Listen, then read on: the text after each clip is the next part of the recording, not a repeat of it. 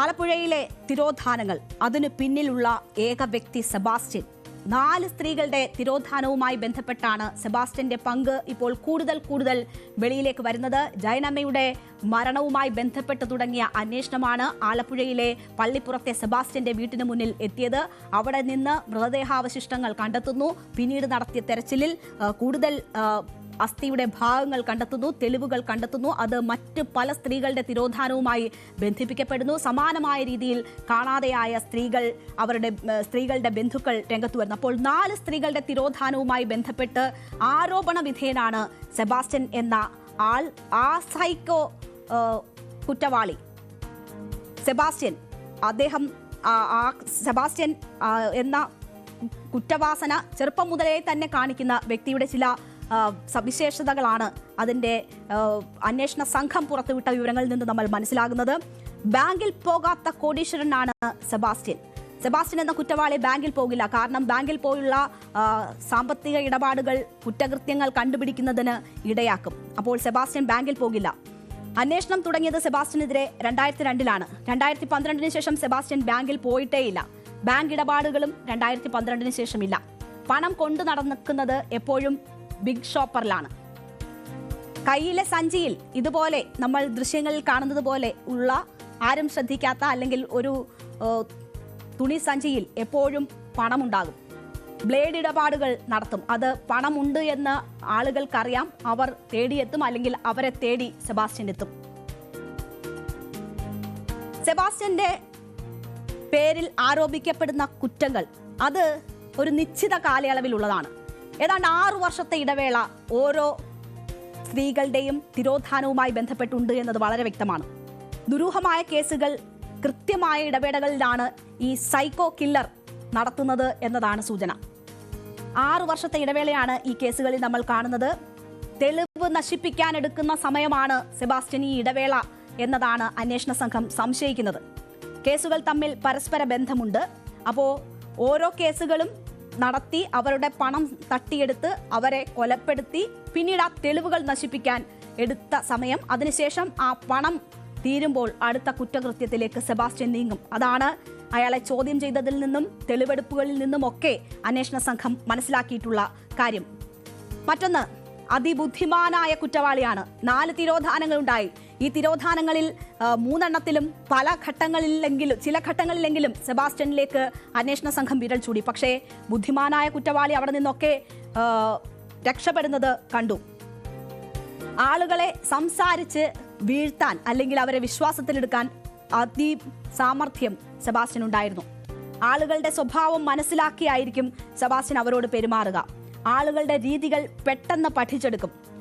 ആകർഷകമായ സംസാരത്തിലൂടെ വിശ്വാസ്യത നേടും. നമ്മളോട് റോസമ്മ എന്ന സ്ത്രീ ഉൾപ്പെടെ പറഞ്ഞപ്പോൾ അവരെ എങ്ങനെയാണ് വിശ്വാസത്തിലെടുത്തതെന്നും മറ്റുള്ള സ്ത്രീകളെ എങ്ങനെയാണ് അയാൾ വിശ്വാസത്തിലെടുക്കുന്നതുമെന്നൊക്കെ സൂചിപ്പിച്ചിരുന്നതാണ്.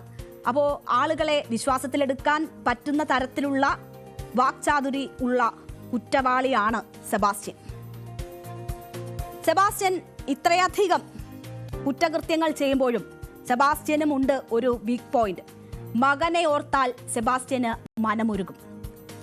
വൈകാരികമായ ഏതെങ്കിലും തരത്തിലുള്ള പ്രതികരണം സെബാസ്റ്റ്യനിൽ നിന്നുണ്ടാകുന്നത് മകനെക്കുറിച്ച് പറയുമ്പോഴാണ് എന്ന് അന്വേഷണ ഉദ്യോഗസ്ഥർ സൂചിപ്പിക്കുന്നു. മകനോട് അതിരില്ലാത്ത സ്നേഹവും കരുതലുമാണ്. 10 വയസ്സ് മാത്രമാണ് മകന്റെ പ്രായം എന്നതാണ് മനസ്സിലാകുന്നത്.